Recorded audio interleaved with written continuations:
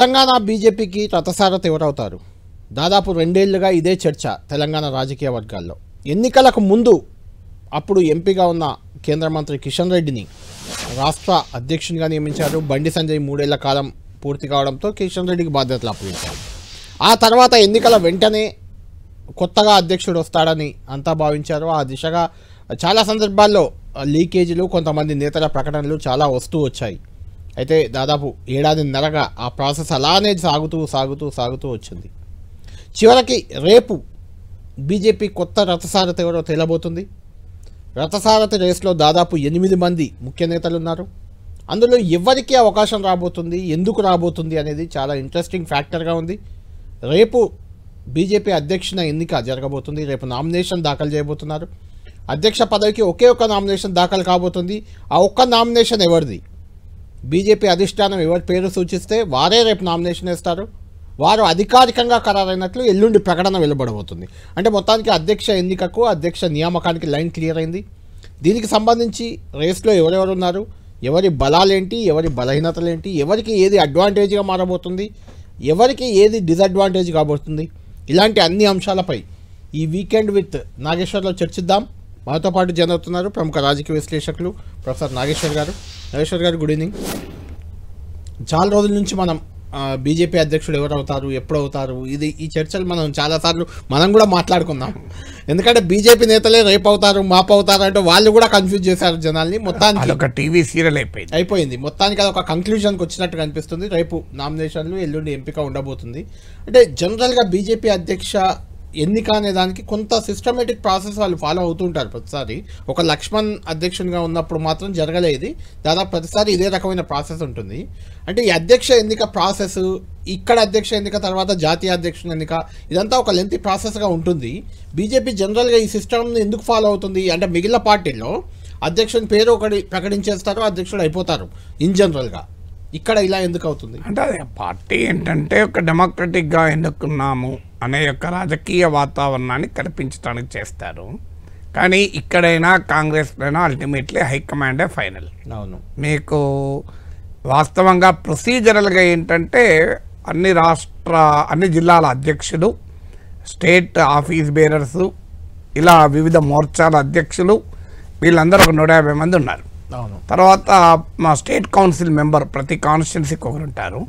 So తెలంగాణలో 119 state council members, వీళ్ళంతా కలిసి స్టేట్ ప్రెసిడెంట్ను, నేషనల్ కౌన్సిల్ మెంబర్లను కూడా ఎన్నుకుంటారు జాతీయ అధ్యక్షుని ఎన్నిక కొరకు కూడా. సో వీళ్ళందరూ అఫీషియల్గా ఎన్నుకుంటారు. కానీ అన్అఫీషియల్గా జరిగేది ఏంటంటే అధిష్టానం నిర్ణయం తీసుకుంటుంది. కాంగ్రెస్ పార్టీలో ఎలా అయితే సోనియా గాంధీ, రాహుల్ గాంధీ డిసిషన్ తీసుకుంటారో, ఇక్కడ కూడా నరేంద్ర మోడీ, అమిత్ షా డిసిషన్ తీసుకుంటారు. అయితే ఆ డిసిషన్ తీసుకొని ఆ పార్టీ ఆర్గనైజింగ్ సెక్రటరీ ఉంటారు బీజేపీలో. ఆర్గనైజింగ్ సెక్రటరీ ఇది link between RSS and BJP. వాళ్ళు కొంత లో ప్రొఫైల్ ఉంటారు. ఆల్ ఇండియా లెవెల్లో బిఎల్ సంతోష్, ఇక్కడ మనకు సునీల్ బన్సల్, వీళ్ళందరూ ఇప్పుడు ఆంధ్రప్రదేశ్లో ఇలా ఎక్కడైనా ఒక ఆర్గనైజింగ్ సెక్రటరీ ఉంటారు. ఆయన ద్వారా కమ్యూనికేట్ అవుతుంది. నాకు తెలిసినంత వరకు రేపు మార్నింగ్ వరకు అధ్యక్షులు అయ్యే వాళ్ళకు కూడా తెలియదు. వాళ్ళకు ఫోన్ వస్తుంది, నువ్వు నామినేషన్. ఇప్పుడు మనం కొంతమంది పేర్లు ఎవరెవరి అయితే రేస్లో ఉన్న వాళ్ళు చర్చించబోతున్నామో, అందులో కొంతమందితో నేను మాట్లాడాను. అసలు ఎవరికి ఎలాంటి క్లారిటీ లేదు. క్లారిటీ కాదు, ఇండికేషన్ కూడా లేదు. మీరు వాళ్ళకు వాళ్ళ నామినేషన్ ఇవ్వని చెప్తారు అంతే. దీనికి రిటర్నింగ్ ఆఫీసర్గా డాక్టర్ లక్ష్మణ్, ప్రిసైడింగ్ ఆఫీసర్గా కర్ణాటక నుంచి శోభా గారు వస్తున్నారు. సో వీరు ఫైనల్గా ప్రాసెస్ ఏంటంటే, ఎవరికైతే ఫోన్ వస్తుందో వాళ్ళు ఒక్కరికి రావచ్చు, ఇద్దరికి రావచ్చు, ముగ్గురికి రావచ్చు. ఫోన్ వచ్చిన తర్వాత వాళ్ళ నామినేషన్తో పాటు విత్డ్రాల్ ఫామ్ కూడా ఇస్తారు. బీజేపీలో ఉన్న ప్రాసెస్ ఏంటంటే కేవలం నామినేషన్ ఫామ్ ఇయ్యరు, విత్డ్రాల్ ఫామ్ కూడా సైన్ చేసి ఇస్తారు. సో అందువల్ల అర్థం ఏంటి, అధిష్టానం ఫైనల్గా ఎవరిని సెలెక్ట్ చేస్తే ఎల్లుండి వాళ్ళు ప్రకటించబడతారు. మిగతా ఇద్దరు ఆటోమేటిక్గా విడ్రా, అంటే కొత్త విడ్రా లేదు. టెక్నికల్గా ఎవరైనా నేను విడ్రా కాను అన్నాడనుకో, ఏమవుతుంది, ఇంతవరకు అయితే బీజేపీలో కాలే, పాసిబిలిటీ కొట్టిపారలేం. కానీ అందరికీ తెలుసు హైకమాండ్, అది కూడా అధికారంలో ఉన్న సమయంలో మోడీ, అమిత్ షాతో పెట్టుకుని బతకగలిగే వాళ్ళు ఎవరుంటారు చెప్పండి. సో అందువల్ల ఇది పేరు వాళ్ళ నామినేషన్ తీసుకోవడమే విత్డ్రావల్ ఫామ్ విత్డ్రావల్ ఫామ్ ఇవ్వము, మేము ఓన్లీ నామినేషన్ వేస్తామని ఎవరన్నా అనే పరిస్థితి ఉండదు. ఉంటే వాళ్ళకు నామినేషన్ ఫామ్ కూడా ఇవ్వరు. అంటే ఒకవేళ అలాంటి పరిస్థితి వస్తే అది హైపోథెటికల్, అలాంటి పరిస్థితి బీజేపీలో ఇప్పటికైతే లేదు. సో అందువల్ల ప్రాసెస్ అయితే చాలా క్లియర్ గా పేరుకు డెమోక్రటిక్ కానీ ఇది నామినేషన్ అంటే అధ్యక్షుడి ఎన్నిక అనొద్దు, అధ్యక్షుడి ఎంపిక అంతే. It's selection, it's not an election. కాకుంటే ప్రాసెస్ మాత్రం ఇదే రకంగా ఉంటుంది. ఎలక్టోరల్ సెలక్షన్ తప్ప ఇది ఎలక్షన్ కాదు. అయితే నాగేశ్వర్ గారు, బీజేపీ అధ్యక్షునికి ఇన్ జనరల్ గా ఎవరినో ఒకరిని మీరు అన్నట్టు నామినేషన్ ఫామ్ తో పాటు విత్డ్రావల్ ఫామ్ పెట్టి ఇచ్చేయడం, వారే నా అధ్యక్షుడు అయిపోవడం, అసలు దాని మీద చర్చ కూడా గతంలో నాకు గుర్తున్నంత వరకు మొన్నటి ఎన్నికలకు ముందు బండి సంజయ్ అధ్యక్షుడు అయిన తర్వాత ఇలాంటి చర్చలు కొన్ని జరుగుతున్నాయి. కానీ అంతకుముందు చర్చ కూడా ఉండేది కాదు. అసలు బీజేపీ అధ్యక్షుడు ఎవరు అవుతారు, ఎవరు పోతారు అనే చర్చ కూడా పెద్దగా వచ్చేది కాదు. వాళ్ళు ఖరారై అనౌన్స్మెంట్ అయినాక వచ్చేది.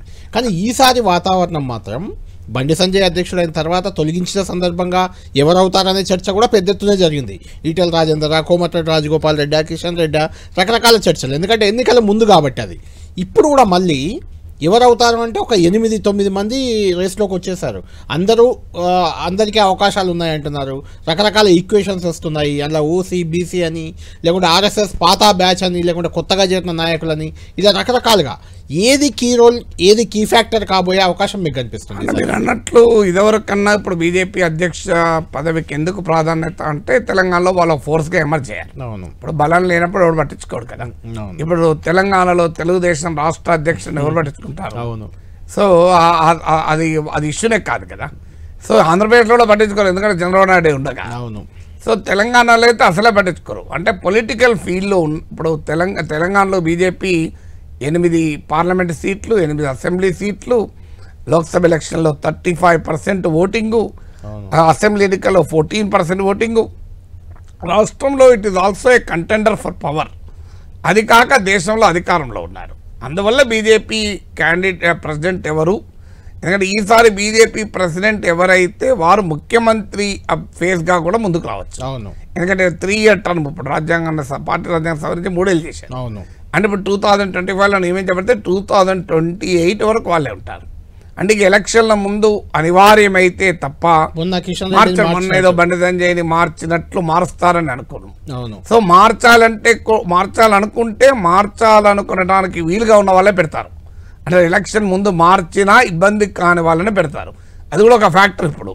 సో అందువల్ల ఇప్పుడు తేలాల్సిన ఫ్యాక్టర్ మీరు కీ ఫ్యాక్టర్ అన్నారు. కీ ఫ్యాక్టర్స్ ఒకటేంటంటే ఇతను ఇప్పుడు ఎవరినైతే ప్రెసిడెంట్గా పెడతారో వారు 2028లో ఒకవేళ అసెంబ్లీ ఎన్నికలు జరిగినా, జమిలీ ఎన్నికలుగా 2029లో జరిగినా బీజేపీ సీఎం ఫేస్గా ఎవరు ఉంటారు అనేది కీలకం. ఉండాలనే లేదు, వాస్తవంగా రాష్ట్ర అధ్యక్షుడిగా ఉన్నవారే కావాలి అని కంపల్షన్ ఏం లేదు. కాంగ్రెస్లోనే లేదు, బీజేపీలో ఎలా ఉంటుంది, ఎవరైనా కావచ్చు, బట్ స్కోప్ ఉంటుంది. సో అందువల్ల అదొక ఫ్యాక్టర్గా డిసైడ్ కావాలి. అంటే ఎవరినైతే పెడితే వారు పార్టీని ఎలక్షన్లకు లీడ్ చేయాలి. సో అదొక క్రైటీరియాగా ఉంటుంది. ఒకవేళ ఎలక్షన్లో లీడ్ చెయ్యడు, మళ్ళీ మారుస్తారు అనుకుంటే ఇంకోని పెడతారు.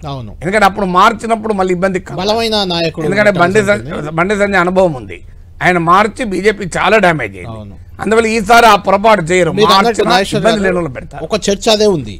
ఒకవేళ ఇప్పుడు ఎన్నికలను లీడ్ చేసే నాయకుడే, లేకుంటే ఎన్నికల వరకు, లేకుంటే మీరు అన్నట్టు సీఎం ఫేస్గా ఉండే నాయకుడే అయితే బలమైన బీసీ నేత ఈసారి అధ్యక్షుడు అవుతారని, ఒకవేళ కాకపోతే వేరే ఓసీ నేతను పెట్టి చివరిలో బీసీ నేత. అంటే మీరు అన్న దాంట్లో రెండు, అదే ఆ మొదటి ఫ్యాక్టర్ ఆధారంగా సెకండ్ ఫ్యాక్టర్ వస్తే ఏంటంటే బీజేపీ బీసీని ముఖ్యమంత్రి చేస్తామని అన్నారు కనుక ఇప్పుడు బీసీ నేత ఓసీ అని కూడా కాదు, ఓసీలో కూడా ఒక రెడ్డి నేతను పెడితే మళ్ళీ మార్చడంత సులభం కాదు.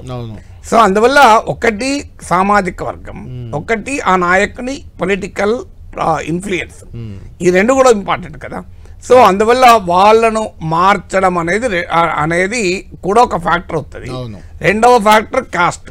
మీకు ఆల్ ఇండియా ప్రెసిడెంట్కి బీజేపీలో పెద్దగా కాస్ట్ పట్టించుకోరు, అందుకే మీకు జేపీ నడ్డా లాంటి వాళ్ళు అయ్యారు, వెంకయ్య నాయుడు లాంటి వాళ్ళు అయ్యారు, అందరూ అయ్యారు కదా. కానీ ఆ స్టేట్ లెవెల్కి వచ్చే వరకు డామినెంట్ కాస్ట్కే ఇస్తారు. మీరు ఆంధ్రాలో మీరు చూడండి, కాపులకు కమ్మలకి ఇచ్చారు తప్ప వేరే వాళ్ళకి ఇవ్వలే కదా ఇప్పటివరకు. సో అందువల్ల కాపులను అట్రాక్ట్ చేయాలనడానికి మొదట్లో కాపులకే ఇచ్చారు. కన్నా లక్ష్మణ, సోమవీర్రాజు, అలా మీకు అందులో తెలంగాణలో పవర్లోకి రావాలనుకుంటున్నాం. ఆంధ్రాలో అది ఏమీ లేదు కనుక ఎవరు ప్రెసిడెంట్ ఉన్నా ఇట్ మేక్స్ నో డిఫరెన్స్ అనే ఫీలింగ్లో ఉన్నారు. తెలంగాణకు వచ్చారు. రెండో ఫ్యాక్టర్ కాస్ట్. మూడో ఫ్యాక్టర్ ఏంటంటే బీజేపీలో పాత కొత్త సమస్య ఉంది. మీకు ఆర్ఎస్ఎస్ నేపథ్యం అండి, ఐడియాలజికల్ బ్యాక్గ్రౌండ్ ఉన్న నాయకులు ఉన్నారు. అధికారం కొరకు అవకాశాల కోసం బీజేపీలో చేరిన వారు ఉన్నారు. ఇద్దరూ పార్టీకి అవసరం. మొదటి వారేమో పార్టీగా ఉండాలి అంటే అవసరం, రెండో వాళ్ళేమో పార్టీ ఎక్స్పాన్షన్కి అవసరం. సో అందువల్ల పాత వారికి ఇస్తారా, కొత్త వారికి ఇస్తారా, అంటే ఆర్ఎస్ఎస్ నేపథ్యం ఉన్న వారికి ఇస్తారా, కొత్తగా చేరిన వారికి ఇస్తారా, లేదా ఇద్దరిని సమన్వయపరిచే వారికి ఇస్తారా, అంటే పాత కొత్త. ఇది మూడో ఫ్యాక్టర్. నాలుగో ఫ్యాక్టర్ ఏంటంటే బీఆర్ఎస్తో రిలేషన్ కీలకం. ఎందుకంటే మీకు లాస్ట్ ఎలక్షన్స్లో కళ్యాణ్ బీజేపీని దెబ్బతీసింది బీఆర్ఎస్తో కుచ్ హై అనేదే కదా. ఇప్పుడు బండి సంజయ్ని మార్చడం ద్వారా ఒక పెద్ద సిగ్నల్ పోయింది బీజేపీ ఓటర్లకు, ప్రజలకు కూడా. అంటే బీజేపీ బీఆర్ఎస్ ఒక్కటే అని, బీజేపీని కాంగ్రెస్ గెలుస్తుంది అనే అనుమానంతో బీఆర్ఎస్ గెలిచినా మంచిదే అనే అనే అనే నిర్ణయాన్ని బీజేపీ అధిష్టానం తీసుకుంది అని ప్రజలకు కేసీఆర్ వ్యతిరేక సెంటిమెంట్ బలంగా ఉండడం వల్ల బీజేపీ ఓటేలే. మీరు అందుకే చూడండి, దుబ్బాక, జిహెచ్ఎంసీ, హుజూరాబాద్ ఇక్కడంతా కేసీఆర్ను ఓడించగలిగే వాళ్ళు బీజేపీ అని చెప్పి వాళ్ళు కోటేశారు. కాంగ్రెస్ ఇప్పుడు ఫీల్డ్లో లేదు. ఎప్పుడైతే బండి సంజయ్ని తొలగించారో ఒక రాంగ్ సిగ్నల్ ఓటర్లకు పోయింది. ఇప్పటికీ కూడా వాళ్ళు అది కోలుకోలేని పరిస్థితి.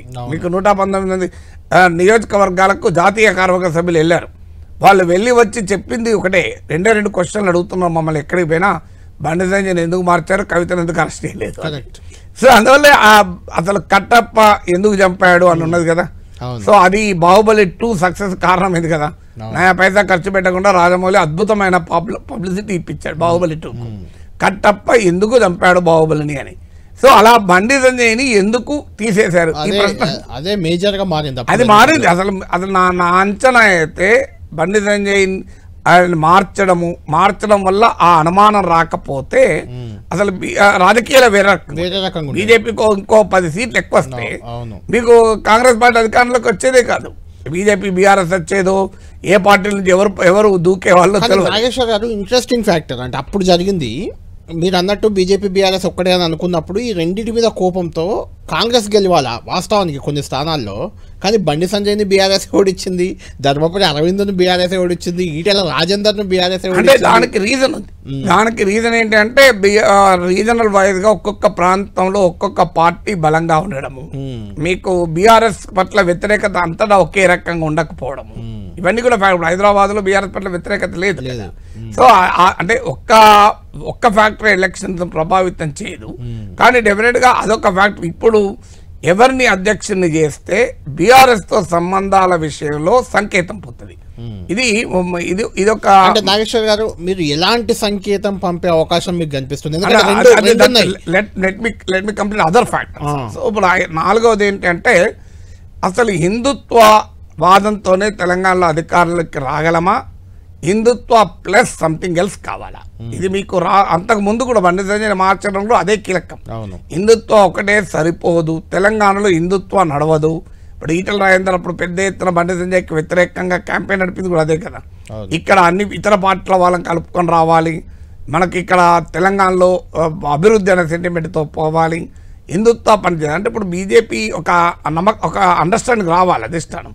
హిందుత్వ ఫ్యాక్టరే సరిపోతుందా అన్నప్పుడు ఒకరు వస్తారు, లేదు హిందుత్వ కాదు ఇతర ఫ్యాక్టర్స్ ఇంపార్టెంట్ అనుకున్నప్పుడు ఇంకోరు వస్తారు. సో అందువల్ల అదొక ఇంపార్టెంట్ ఫ్యాక్టర్. తర్వాత ఇతర పార్టీల నుంచి నాయకులను అట్రాక్ట్ చేయాలా, ఎందుకంటే అప్పటి వరకు ఎలక్షన్ల వరకు కాంగ్రెస్లో ఎలా ఉంటుందో బీఆర్ఎస్లో ఎలా ఉంటుందో వాళ్ళు ఇలా రకరకాల ఫ్యాక్టర్, నేను చెప్పిన 5-6 ఫ్యాక్టర్స్ ఆధారంగా మీకు ఈ సెలక్షన్ ఉంటుంది. దాంతోపాటు వివిధ ప్లేయర్స్ ఏ పాత్ర పోషిస్తారు, అంటే ఒక నాయకునికి అనుకూలంగా ఎంత ఉన్న రెసిస్టెన్స్ ఎక్కువ ఉంది అనుకోండి, మళ్ళీ ఆగుతారు ఎందుకు తలనొప్పి అని. తర్వాత ఆర్ఎస్ఎస్ ఏ పాత్ర పోషిస్తుంది, మీకు జాతీయ నాయకత్వానికి ఎవరిపైన నమ్మకం ఉంది, మోడీ, అమిత్ షా వీళ్ళకి ఎవరిపైన విశ్వాసం ఉంది, ఇవన్నీ ఫ్యాక్టర్స్ కలిసి బీజేపీ ప్రెసిడెంట్ చాయిస్ను నిర్ణయిస్తాయి. రైట్. నాగేశ్వర గారు మొత్తానికి రేపు ఆ ఫేస్ ఎవరు అనే దాన్ని బట్టి ఏ ఫ్యాక్టర్ అక్కడ పనిచేసిందని మనం చెప్పుకోవచ్చు. అంతే ఖచ్చితంగా ఆ ఫేస్ ఎవరు అనేది తేలుద్దాం కొద్దిసేపట్లో. 8 మంది, దాదాపు 8 మంది కీలక నేతలు, ఇందులో ఎంపీలు ఉన్నారు, ఎమ్మెల్యేలు ఉన్నారు, మాజీ ఎమ్మెల్సీ కూడా ఒక పోటీలో ఉన్నారు. ఈ అందరిలో ఎవరికి ఎలాంటి బలం ఉంది, ఎలాంటి బలహీనత ఉంది, ఎవరు బెస్ట్ చాయిస్ అయ్యే అవకాశం ఉంది, ప్రొఫెసర్ నాగేశ్వర్ గారితో మనం మాట్లాడదాం. బీజేపీ అధ్యక్ష రేస్లో మనం ఇంతకుముందే చెప్పుకున్నట్టు ఎంపీలు, ప్రధానంగా ఎంపీలు ముందంజలో ఉన్నారు. ఆ తర్వాత మాజీ ఎమ్మెల్సీ రామచంద్రరావు, ఎమ్మెల్యే పాయల్ శంకర్ కూడా సామాజిక సమీకరణాలు, ఆర్ఎస్ఎస్ బ్యాక్గ్రౌండ్ ఇలాంటి కారణాలతో ముందంజలో ఉన్నారు. ఎంపీల విషయానికి వస్తే ఈటెల రాజేందర్ ప్రధాన పోటీదారిగా ఉన్నారు. ఈటెల రాజేందర్ పేరే ప్రముఖంగా వినిపిస్తుంది. ఆ తర్వాత గతంలో అధ్యక్షుడిగా పనిచేశారు బండి సంజయ్, కేంద్ర మంత్రిగా కూడా ఉన్నారు, ఆయన పేరు కూడా ప్రధానంగా పరిశీలనలో ఉంది. డాక్టర్ లక్ష్మణ్ రాజ్యసభ సభ్యులు, ఆయన పేరు ఉంది. ఎంపీ అరవింద్ సామాజిక సమీకరణాల ఈక్వేషన్లో బండి సంజయ్, అరవింద్ ఇద్దరు ఒకే సామాజిక వర్గం, అరవింద్ పేరు కూడా పరిశీలిస్తున్నారు. డీకే అరుణ మహబూబ్ నగర్ ఎంపీ, ఆమె పేరు కూడా పరిశీలనలో ఉంది. రఘునందన్ రావు మెదక్ ఎంపీ, అతని పేరు కూడా పరిశీలనలో ఉంది. అంటే 6 ఎంపీలు రేస్లో ఉన్నారు. అధ్యక్ష రేస్లో రామచంద్రరావు ఎక్స్ఎమ్మెల్సీ ఉన్నారు, పాయల్ శంకర్ ప్రజెంట్ ఆదిలాబాద్ ఎమ్మెల్యే. ఈ 8 మంది ప్రధానంగా రేస్లో ఉన్నారు. ఇందులో ఎవరెవరికి ఎలాంటి అడ్వాంటేజెస్ ఉన్నాయి, ఎవరెవరికి డిసడ్వాంటేజెస్ ఉన్నాయి, ఏ రకంగా వాళ్ళ పేరు పరిశీలనలోకి వచ్చింది, ఎందుకు వాళ్లకు రాకపోతే అధ్యక్ష పదవి రేస్లో వాళ్ళు చివరి వరకు మిగలకపోతే దానికి కారణాలు ఏంటి? ప్రొఫెసర్ నాగేశ్వర్ గారు మనతో ఉన్నారు. నాగేశ్వర్ గారితో మాట్లాడదాం. నాగేశ్వర్ గారు, ఇప్పుడు నేను చెప్పినట్టు 8 మంది ప్రధానంగా కనిపిస్తున్నారు. బీజేపీ ఫేస్ కూడా ఎక్కడ చూసినా వీళ్ళు 8 మంది దాదాపుగా ప్రధానంగా, మిగిలిన వాళ్ళు ఇంకా కొంతమంది ఉంటే ఉండొచ్చు. ఇందులో ఈటెల రాజేందర్ మొదటి నుంచి కూడా ఈటెల రాజేందర్ పేరే అధ్యక్ష రేస్లో ఉంది. ఈవెన్ బండి సంజయ్ని గతంలో దింపి అధ్యక్షుడు అవడానికి కూడా ఈటెల రాజేందర్ ప్రయత్నించారని మనకు చర్చలు వచ్చాయి, బయట టాక్ కూడా ఉంది. ఆయన అధ్యక్ష పదవి లక్ష్యమే ఈటెల రాజేందర్ ధ్యేయం అన్నట్లుగా ఆయన ప్రయత్నం చేస్తున్నారని ప్రచారం ఉంది. ఆయన బలాలు బలహీనతలు మనం ఏమనుకోవాలి? ఆయనకు అవకాశం ఉందా? అంటే దాని ముందు మాట్లాడే ముందు మీరు 8 మంది పేర్లు మరి కాకతాళీయమా కావాలని ఇచ్చారా? అందరు ఎంపీలు, ఎమ్మెల్యేలు, ఎమ్మెల్సీ ఇచ్చారు. అది నిజం. అది ఫ్యాక్ట్ కూడా ఏంటంటే ఇప్పుడు పాత బీజేపీ కాదు, ఇది కొత్త బీజేపీ. ఇది ఎలక్షన్ విన్నింగ్ మిషన్. సో ఈ మిషన్ ఏంటి అంటే ఒక్కసారి ఎమ్మెల్యే కూడా గెలవకుండా, ఎంపీగా గెలవకుండా పార్టీని ఏం గెలిపిస్తారు అని. ఇప్పుడు పార్టీలో లాయల్గా ఉన్న మనోహర్ రెడ్డి ఉన్నాడు ఉదాహరణకు, ఆయన ఏబీవీపీ నుంచి ఉన్నాడు, అప్పటి నుంచి ఉన్నారు. పార్టీ ట్రెజరర్గా, వైస్ ప్రెసిడెంట్గా, జనరల్ సెక్రటరీగా, మునుగోడు నుంచి ఎమ్మెల్యేగా కంటెస్ట్ చేశాడు. కానీ అనుకున్న డ్రాబ్యాక్ ఏంటి, ఆయన సామాజిక వర్గం రెడ్డి, ఆర్ఎస్ఎస్ సపోర్ట్ చేస్తుంది. కానీ ఎక్కడికి వస్తుంది మళ్ళీ వచ్చారు, ఏది కాలే కదా. ఇప్పుడు ప్రేమేందర్ రెడ్డి, మీకు ఆయన కూడా ఇదే అన్ని బ్యాక్గ్రౌండ్లు ఉన్నాయి. ఈవెన్ మురళీధర్ రావు, ఆయనకు అన్ని బ్యాక్గ్రౌండ్లు ఉన్నాయి. మురళీధర్ రావు అయితే జాతీయ స్థాయిలో ఆయన జాతీయ నాయకుడు, రాష్ట్రాల ఇన్ఛార్జ్ గా ఉన్నాడు. మొన్న మల్కాజ్గిరి టికెట్ కోసం కూడా చివరి వరకు ఆయన పేరు వినబడ్డది. ఆయన అద్వానీ స్థాయిలో ఉన్న నాయకులకు కూడా బాగా సన్నిహితం. రాజ్నాథ్ సింగ్ వాళ్ళకి పనిచేశారు. ఆర్ఎస్ఎస్ లో కమిట్మెంట్ అదంతా క్వశ్చన్ లేదు. మళ్ళీ చాలా వ్యూహకర్త కూడా, మాస్టర్ మైండ్ కూడా, అవన్నీ డౌట్ లేదు. కానీ మళ్ళీ వచ్చేవరకు ఏంటంటే ఎన్నికల్లో గెలవలేదు కదా అని. మీకు ఇంట్రెస్టింగ్ చెప్తాను. వసుంధరా సింధియా ఓ మీటింగ్ అటెండ్ అయ్యి వచ్చారు. నాకు టాప్ లీడర్ చెప్పాడు, north Indian leader. So Venkaiah Naidu అధ్యక్షుడిగా ఉన్న రోజుల్లో వచ్చి కిదర్ జాకే ఆయా అని అడిగారట. ఓ మీటింగ్కి వచ్చే ఓ తెలుగు వాళ్ళు ఉన్నారు అక్కడ. తెలుగు నాయకుడు అడిగితే, वो आपका नायडू जी है ना, किधर भी नहीं जीत सकते, मगर हमको कैसे जीतना बोल के भाषण दिया. అఫ్కోర్స్ ఆయన ఎక్కడ గెలవలేడు, అప్పటికి ఎమ్మెల్యే గెలిచినాడు కనుక గెలవలేదు అనలేదు. ఆయన ఎక్కడ గెలిచేదేం లేదు, కానీ మాకు ఎలా గెలవాలని పాఠాలు చెప్పాడని నవ్వుకుంటున్నది. సో హమ్కో అభి తక్ భాషణ దియా అని. సో అప్పుడే ఇది చాలా ఏళ్ల క్రితం ఉన్న జోకి ఉన్న సంఘటన కాబట్టి ఇప్పటికీ చాలా ఇంపార్టెంట్ అంశం అయింది. బీజేపీ కొంచెం రూట్ మార్చి గెలిచిన వాళ్ళనే పరిశీలిస్తుంది. అంటే విన్నబిలిటీ ఎలక్షన్స్ లో చాలా కీలకం. ఏదన్నా అది రియాలిటీ కూడా. పబ్లిక్ లైఫ్ లో ఇప్పుడు నాదే ఉంది అనుభవం. నేను ఎమ్మెల్సీగా గెలవక ముందు విశ్లేషకుడిగా, ఎమ్మెల్సీగా గెలిచిన తర్వాత విశ్లేషకుడిగా నా విశ్లేషణ సామర్థ్యం ఏం తేడా లేదు. కానీ నాకుండే ఆ కాన్ఫిడెన్స్ గుర్తింపు రెండుసార్లు ఎన్నికల్లో గెలిచాం, అన్ని పార్టీలు ఓడించి గెలిచిన తర్వాత నీకు ఆ స్థాయి వేరే అవుతుంది. అదే రకంగా ఇప్పుడు గెలిచిన వాడు అధ్యక్షుడు అయితే ఖచ్చితంగా వాళ్ళ గౌరవం, రెస్పెక్ట్, విలువ అందువల్ల మీకు ఎంపీలు, ఎమ్మెల్యేలు, ఎమ్మెల్సీలు గెలిచిన అనుభవం ఉన్న వాళ్ళు ఉండే అవకాశాలు చాలా ఎక్కువ. రైట్. అయితే ఈటెల రాజేందర్ ఫస్ట్ మనం పరిశీలిస్తున్నాం కాబట్టి ఆయన ప్రధానంగా ఆయనకున్న అడ్వాంటేజ్ నాగేశ్వర్ గారు బలమైన మేజర్ అడ్వాంటేజ్ ఆయనకున్న పొలిటికల్ స్టేచర్ కంటే బలమైన బీసీ అనేది కూడా. అంటే మొదటి అంశం పొలిటికల్. బీసీలు చాలా మంది ఉన్నారు, అరవింద్ లేడా బీసీగా ఉన్నారు కదా, కానీ రాజేందర్ కు ఉండే అడ్వాంటేజ్ ఏంటంటే పొలిటికల్ స్టేచర్. ఎందుకంటే ఒక రాష్ట్ర ఆర్థిక మంత్రిగా బీఆర్ఎస్ లో నెంబర్ 2గా అఫీషియల్ నెంబర్ 2, అనఫీషియల్ కేటీఆర్ అరెస్టాల్ ఉన్నారు. అఫీషియల్ గా కేసీఆర్ తర్వాత ఆ పొజిషన్ లో చాలా కాలం ఉన్నాడు. తర్వాత ఉద్యమ కాలంలో బీఆర్ఎస్ శాసనసభాపక్ష నేతగా, తెలంగాణ ఉద్యమ కీలక నేతల్లో ఒకరిగా. సో ఆయనకున్న పొలిటికల్ స్టేచర్ ఒక మినిస్టర్ గా ఉంటూ కారణాలు ఏదైనా మినిస్టర్ గా ఉంటూ రాజీనామా చేసి బీజేపీలో చేరాడు. అంటే బీజేపీకి పెద్దగా ఊపి లేని టైంలో చేరి అత్యంత ప్రతిష్టాత్మకమైన హుజరాబాద్ ఉప ఎన్నికల్లో కేసీఆర్ సర్వశక్తులు ఓడినా కేసీఆర్ ఓడించాడు ఒక రకంగా. ఇప్పుడు ఓడించింది కేసీఆర్నే. సో ఆ స్థాయిలో ఉండడం ఆయనకున్న మేజర్ అడ్వాంటేజ్. రెండవది ఆయన మీరు అన్నట్లు బీసీ, ఎందుకంటే బీసీ ముఖ్యమంత్రి అని ప్రకటించారు కనుక కోర్స్ బీసీ ముఖ్యమంత్రి కనుక బీసీని ఇప్పుడు అధ్యక్షుడు చేయాలని రూల్ లేదు. ఎందుకంటే ఇదేమి ఫైనల్ గా ఎలక్షన్ల వరకు ఉండాలన్న రూల్ కూడా ఏమీ లేదు కదా. కానీ బట్ ఒక మెసేజ్, మీరు బీసీని ముఖ్యమంత్రి చేస్తా ఉన్నారు, కనీసం బీసీని అధ్యక్ష పదవి కూడా ఇరా అనే క్వశ్చన్ ఎన్నికల ముందు అదే వచ్చింది. వస్తే తప్పనిసరిగా ఎన్నికల ముందు వచ్చింది. కానీ ఎన్నికల ముందే బీసీని చేయకుండా కిషన్ రెడ్డి చేసినప్పుడు ఇప్పుడు అది క్రైటీరియాగా ఉంటుందా అనే క్వశ్చన్ ఉంది. బట్ డెఫినెట్ గా బీసీలో కూడా ముదిరాజ్ అంటే తెలంగాణ సామాజిక వర్గాలలో మీరు బీసీలో మున్నూరు కాపు, గౌడ, యాదవ్ ఈ సామాజిక వర్గాలు డామినేట్. ఈ సామాజిక వర్గాలకు చెందిన నాయకులు చాలా పదవుల్లో ఉన్నారు. ముదిరాజులు లేరు, వాళ్ళ సంఖ్య చాలా ఎక్కువ. పొలిటికల్లీ ఒక రకంగా with in the BC marginalise.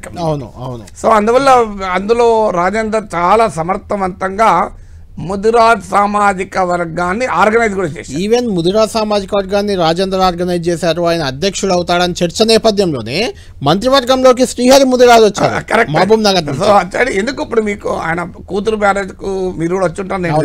వచ్చాను. సో 70,000 మంది వచ్చారు, మామూలుగా నుంచే ఎక్కువ మంది వచ్చారు. సో అది మొత్తం తెలంగాణలో ఉన్న ప్రతి ఊర్లో ఉన్న ముదిరాజ్ సంఘం వాళ్ళందరూ వచ్చారు. కరెక్ట్. సో అది బీఆర్ఎస్ లో ఉన్నప్పుడు. అవును. సో అందువల్ల ఈటల రాజేందర్కు మూడవది ఆయనకున్న ఇంకో డైమెన్షన్ ఏంటంటే ఒక BJP is ready to accommodate. అంటే బీజేపీలో ఇంకెవరైనా చేరితే వాళ్ళ పదవులు రావు అనేటువంటి భావన ఉండకుండా రేపు భవిష్యత్తులో బీఆర్ఎస్ నుంచో కాంగ్రెస్లో ఉన్న అసంతృప్తులను అట్రాక్ట్ చేసుకోవడానికి ఒక సిగ్నల్ ఇవ్వడం. చూడు ఈటల రాజేందర్ మేము చేయలేదా, రాష్ట్ర ప్రెసిడెంట్గా ఇప్పుడు అస్సాంలో హేమంత్ బిశ్వా శర్మని చేయలేదా, కర్ణాటకలో బసవరాజ బొమ్మాయిని చేయలేదా అంటే ఆ ఇంపాక్ట్ వేరు. తెలంగాణలోనే మీకు చూడండి మేము ఈటల రాజేందర్కి ఇవ్వలేదా. అందువల్ల పార్టీ గెలవడం కొరకు మేము ఎవరినైనా అకామిడేట్ చేసుకుంటాం అని మూడవది. నాలుగవది హిందుత్వ అనేది ఒకటే సరిపోదు, ఇంకా బ్రాడర్ పొలిటికల్ అపీల్ ఉండాలి. తెలంగాణలో బీజేపీ అధికారంలోకి రావాలి అని అనుకున్నప్పుడు నాలుగో ఫ్యాక్టర్గా ఈటల రాజేందర్ వస్తాయి. అంటే నాగేశ్వర్ గారు ఆయన అడ్వాంటేజెస్ ఎన్ని ఉన్నాయో డిసడ్వాంటేజెస్ కూడా, ముఖ్యంగా లెఫ్ట్ బ్యాక్గ్రౌండ్ అనేది. తర్వాత అసెంబ్లీ ఎన్నికల్లో 2 చోట్ల గజ్వేల్లో, హుజరాబాద్లో ఆయన ఎందుకు పోటీ చేశాడో కూడా తెలియదు, కానీ 2 చోట్ల ఓడిపోయాడు ఆయన. తర్వాత బండి సంజయ్ని అధ్యక్ష పదవి నుంచి దింపేశాడని ఒక వర్గం ఈటల రాజేందర్ పట్ల చాలా వ్యతిరేకత ఉంది. మీరు చెప్పినట్లు ఈటల రాజేందర్కు ఎంత బలమైన అనుకూలత ఉన్నది, ఈ 3తో పాటు 4వ అనుకూలత ఉంది. అమిత్ షా చాలా గట్టిగా ఈటల రాజేందర్కు సమర్థిస్తున్నాడన్న వార్త కూడా ఉంది. అయితే దానికో లాజిక్ ఏంటి అంటే బండి సంజయ్ అంటే అమిత్ షాకు వ్యతిరేకం. అది వ్యతిరేకమైతే హోంశాఖలు ఎందుకు తీసుకుంటారు? వ్యతిరేకత కాదని అంచనా. ఇప్పుడు బండి సంజయ్ ఈటల రాజేందర్ అయితే తెలంగాణలో పార్టీ పెరుగుతుంది అనే బలమైన అంచనా అమిత్ షాకు ఉందని, బిఎల్ సంతోష్ మోడీకి కూడా లేని అంచనా అమిత్ షాకు ఉంది అని బీజేపీలో అత్యంత సన్నిహిత వర్గాల వాళ్ళు చెప్తుంటారు. తర్వాత అయితే మీరు అన్నట్టు ఇక్కడ ఇంపార్టెంట్ పాయింట్ ఏంటంటే ఈటల రాజేందర్కు ఎంత అనుకూల పాయింట్స్ ఉన్నాయో అంత రెసిస్టెన్స్ ఉంది. చాలా పెద్ద రెసిస్టెన్స్ ఉంది. ఆ రెసిస్టెన్స్ లో మీరు చెప్పిన 2 ఫ్యాక్టర్స్ ఇంపార్టెంట్ అనుకోను. ఒకటి ఆయన లెఫ్ట్ బ్యాక్గ్రౌండ్ ఎవరు పట్టించుకోరు, అది పెద్ద సమస్య కాదు, అన్ని బ్యాక్గ్రౌండ్ లో అన్నిట్లో చేస్తున్నారు. రెండో బ్యాక్గ్రౌండ్ మీరు అన్నారు రెండిట్లో ఓడిపోయారు అన్నది కూడా ఇంపార్టెంట్ కాదు. ఎందుకంటే ఓడిపోయిన కిషన్ రెడ్డి అంబర్పేటలో ఓడిపోయి ఎంపీ మినిస్టర్ అయ్యాడు, స్టేట్ ప్రెసిడెంట్ అయ్యాడు. 2 సార్లు ఓడిపోయిన తర్వాత మళ్ళీ ఎంపీ అయ్యాడు కదా. సో రేవంత్ రెడ్డి మీకు కొడంగల్లో ఓడిపోయిన తర్వాత ముఖ్యమంత్రి అయ్యాడు కదా. అందువల్ల అది కాదు. కానీ మీరన్న థర్డ్ ఫ్యాక్టర్ ఏదైతుందో బండి సంజయ్ ఫ్యాక్టర్, ఖచ్చితంగా ఈటల రాజేందర్ గనక స్టేట్ ప్రెసిడెంట్ అయితే బలమైన సెక్షన్లు ఆయనకు సపోర్ట్ చేయవు, ఇక వాళ్ళు చల్లబడతారు, యాక్టివ్ గారు. సో అదొక మేజర్ ఛాలెంజ్. ఎందుకంటే బండి సంజయ్ని మార్చడానికి ఈటల రాజేందర్ పెద్ద క్యాంపెయిన్ నడిపాడన్నది అందరికీ తెలుసు. సో అది ఓపెన్ సీక్రెట్. అది బండి సంజయ్ ఎట్టి పరిస్థితుల్లో యాక్సెప్ట్ చేయడు, ఆయన చివరి నిమిషం వరకు డెఫినెట్ గా రెసిస్ట్ చేస్తాడు. అంటే నాగేశ్వర్ గారు మీరు అన్నట్టు అమిత్ షా అంత సపోర్ట్ గా ఉన్న ఈటెల రాజేందర్కి ఆయనకు ఇప్పటి వరకు రాకుండా ఎప్పుడో రావాల్సింది అధ్యక్ష పదవి. వాస్తవానికి మీరు అన్నట్టు అమిత్ షా సపోర్ట్ ఉంది కాబట్టి, కానీ మిగిలిన వాళ్ళంతా ఈటెలకు తప్ప అని ఒక క్యాంపెయిన్ తీసుకున్నారు. మీకు అందులో ఆర్ఎస్ఎస్ అయితే ఈ మధ్య కాలంలో ఈటెల రాజేందర్ ఆర్ఎస్ఎస్ నాయకులు కూడా కలుస్తున్నారు. సో నా వల్ల అంటే బట్ ఏదున్నా ఆర్ఎస్ఎస్ కు కంపాటబుల్ అయితే ఉంటాడు. తర్వాత మీకు ఇట్లందరికీ ఉన్న ఇంకో నెగిటివ్ అంటే ఇప్పుడు హిందుత్వ క్రెడెన్షియల్స్ బీజేపీలో లీడర్ కావడం కంపల్సరీ. మీకు రఘునందన్ రావు, ధర్మపురి అరవింద్, వీళ్ళకి ఆర్ఎస్ఎస్ అరవింద్ కూడా ఉండట్లేదు. బట్ మీకు ఎవరికి అనుమానం కూడా రాదు. రఘునందన్ రావు ఉన్నాడు అనుకోండి, అంటే వాళ్ళు మారిపోయారు, మారిపోలేదు, వాళ్ళు మారినట్టు నటించగలుగుతారు. రఘునందన్ రావు సమర్థవంతంగా ఆయన ఆర్ఎస్ఎస్ వాళ్ళకే ఎక్కువ మాట్లాడుతున్నారు. సో ఆయన ఇప్పుడు హేమంత్ బిశ్వ శర్మ మారడం కాదని, బట్ దేనో బీజేపీ నాయకుడిగా ఉండాలి అంటే when you are in Germany you should behave like a German. So అందువల్ల రఘునందన్ రావు చాలా తెలివైన వాడు గనక అడ్వకేట్ కదా, ఏదైనా వాదించగలడు కదా. So when you are in Hindutva politics ఆడుకోరు హిందుత్వవాది అని. సో ఈటల రాజేందర్ ఏమో ఆ స్థాయిలో మీరు ఎక్కడ ఆయన ట్రాన్స్ఫర్మేషన్ లేదు. అన్నిటికంటే నాగేశ్వర్ గారు ఈటల రాజేందర్ కు ప్రధానంగా డ్రాబ్యాక్ ఈ మధ్య కాలం చర్చల్లో ఉంది, ఒకటి వస్తుంది, అది నిజంగా ఇంపాక్ట్ ఉంటుందా లేదా మీరు చెప్పాలి. కాళేశ్వరం కమిషన్ ముందుకెళ్ళి, కాళేశ్వరం కమిషన్ చాలా గొప్ప ప్రాజెక్టు, చాలా బాగా కేసీఆర్ కట్టాడు, కాళేశ్వరం వల్ల నేను చుట్టూ నీళ్లు చూశాను, తెలంగాణ సస్యశ్యామలమైందంటూ ఆయన మాట్లాడిన మాటలు, ఆ తర్వాత దానికి కౌంటర్గా ఈరోజు కూడా అమిత్ షా నిజామాబాద్ సభలో కాళేశ్వరం ఏటీఎంగా మారింది బీఆర్ఎస్ కన్నా ఆయన కామెంట్ చేశారు. బండి సంజయ్ కూడా మొన్న రియాక్ట్ అయ్యారు. అది కొంత ఇబ్బందికరంగా ఏమైనా అయిందంటారా? అంటే కాళేశ్వరం కన్నా కూడా ఆయన కాళేశ్వరం విషయంలో ఆయన తీసుకున్న వైఖరి బీజేపీ అఫీషియల్ వైఖరి కాదు, విరుద్ధంగా ఉంది. మీరు బీజేపీ అఫీషియల్ వైఖరి ఇది కేసీఆర్ సొంతగా తీసుకున్న నిర్ణయం, దీంట్లో బ్లేమ్ అంతా కేసీఆర్ అని. కానీ ఈటల రాజేందర్ ఇది మంత్రివర్గ నిర్ణయం గట్టిగా చెప్పాడు. చెప్పడమే కాదు, బీజేపీ నుంచి కూడా వ్యతిరేకత వచ్చింది. కాంగ్రెస్ నాయకుడు మహేష్ కుమార్ గౌడ్ విమర్శించారు, అయినా కూడా ఈ స్టూడ్ బైట్. నేను ఏదో అన్న నార్మల్గా రాజకీయ నాయకులు ఏమంటారంటే మీడియా వక్రీకరించింది అంటారు, కానీ ఈటల రాజేందర్ అనలే. నేను కూడా అంటే లాస్ట్ వీక్ అనుకుంటా, ఐ థింక్ 2 weeks బ్యాక్ ఇక్కడ ఇంటర్వ్యూలో కూడా క్లియర్ గా చెప్పారు. కమిషన్ ముందు ఏం చెప్పాడో ఎక్కడ వెనక్కు తగ్గలేదు, ఆయన తన స్టాండ్ స్పష్టంగా చెప్పాడు.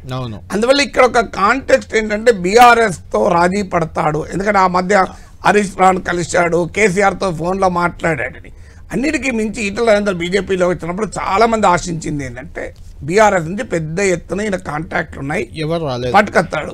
అందుకని నన్ను చేరికల కమిటీ కూడా చైర్మన్ చేశాను, మీకు గుర్తుంటే, కానీ ఎవరు చేరలేదు. ఈయనతో పాటు వచ్చిన తుల ఉమా, రవీందర్ రెడ్డి, ఏనుగు రవీందర్ రెడ్డి కూడా కాంగ్రెస్ బీఆర్ఎస్ ఆయనే కాదు, మీకు రాజగోపాల్ రెడ్డి వెళ్ళిపోయాడు, వివేక్ వెళ్ళిపోయాడు, రెడ్డి వెళ్ళిపోయాడు, చాలా మంది వెళ్ళిపోయారు. సో తర్వాత ఈయనకు ఇంకొక డైమెన్షన్ ఏమొచ్చింది అంటే మీకు కేసీఆర్ కుంభకోణాలు చాలా బయట పెడతాడు అని నమ్మారు ఈయన, కానీ ఇంతవరకు ఒక్కటి బయట పెట్టి కుంభకోణంగా ప్రచారంలో ఉన్నదే బాగుందని చెప్పి బయటకు వచ్చాడు. ఇప్పుడు ఇంకొక డైమెన్షన్ కూడా ఉంది. రేపు నిజంగానే కాళేశ్వరము, టెలిఫోన్ ట్యాపింగ్, ఈ 2 తెలంగాణ రాజకీయాలు ప్రభావితం చేయబోయే కేసులు. ఈ 2 కేసుల్లో కాంగ్రెస్ ప్రభుత్వం బలమైన సాక్ష్యాధారాలతో బీఆర్ఎస్ ని ఇబ్బంది పెట్టే ప్రయత్నం చేస్తుంది. అందులో కొల్లేటరల్ డ్యామేజ్ అంటారు. ఇప్పుడు మనం ఒకదాని మీద దాడి ఇంకో దాని మీద, ఆ కొల్లేటరల్ డ్యామేజ్ బీజేపీ అవుతుంది. ఈటల రాజేందర్ అధ్యక్షుడు అయితే ఈటల రాజేందర్ మీద కూడా పడుతుంది, ఆటోమేటిక్ ఈటల రాజేందర్ మీద పడుతుంది. ఎందుకంటే ఆయన అప్పుడు ఫైనాన్స్ మినిస్టర్ గా ఉన్నాడు, కేబినెట్ మంత్రిగా ఉన్నాడు. టెలిఫోన్ ట్యాపింగ్ ఆయనకు తెలియకుండా జరగదు. అయితే లైన్ కూడా డిఫరెంట్ గా ఉంది, ఆ విషయంలో లైన్ డిఫరెంట్ గా ఉంది. ఇప్పుడు కాళేశ్వరము టెలిఫోన్ ట్యాపింగ్ లో గనక కాంగ్రెస్ ఇంకా దూకుడు పెంచి బీఆర్ఎస్ ను ఇరికి కార్నర్ చేసే పరిస్థితి వస్తే కొలేటరల్ డ్యామేజ్ బీజేపీకి ఉంటుంది. సో బీజేపీ ఏంటంటే కేసీఆర్ ను కాంగ్రెస్ ఇద్దరిని తిరిగితేనే బీజేపీకి తెలంగాణ ఫ్యూచర్ ఉంటుంది. ఇది కాకుండా కేసీఆర్ ను తో రాజీ పడరు. మీకు ఎందుకు అసలు సంజయ్ని మార్చడం వల్ల జరిగిన డ్యామేజ్ ఎక్కడ? కేసీఆర్ కోసమే సంజయ్ని మార్చారు. ఎందుకంటే సంజయ్ కేసీఆర్ మీద దూకుడుగా ఉన్నాడు. బీఆర్ఎస్ ను బీజేపీ మధ్య ఉండే ఆ అవగాహన వల్లనే జరిగింది అనేదే కదా బీజేపీ. సో అందువల్ల ఆ ఫ్యాక్టర్ చాలా క్లియర్ గా ఉంది. రైట్. ఈటెల రాజేందర్ పక్కన పెడితే ఇక మిగిలిన విషయానికి వద్దాం. మెయిన్గా ఆయన పేరే ఉంది కాబట్టి ఆయన గురించి చాలా ఎక్కువగానే చర్చించాం మనం. బండి సంజయ్ మళ్ళీ అవకాశం ఉందంటారా బండి సంజయ్కి మళ్ళీ అధ్యక్షుడు? ఎందుకంటే ఆల్రెడీ కేంద్ర సహాయ మంత్రిగా ఉన్నారు.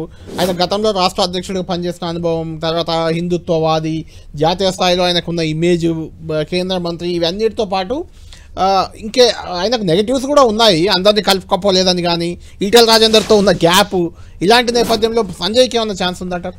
అంటే Sanjay is a powerful leader in BJP. నువ్వు ఎవరు అవునన్నా కాదన్నా హిందుత్వ ఓటర్స్తో బీజేపీ ఎవరేజ్ కార్యకర్తతో ఎమోషనల్ కనెక్ట్ ఉన్న నాయకుడు బండి సంజయ్.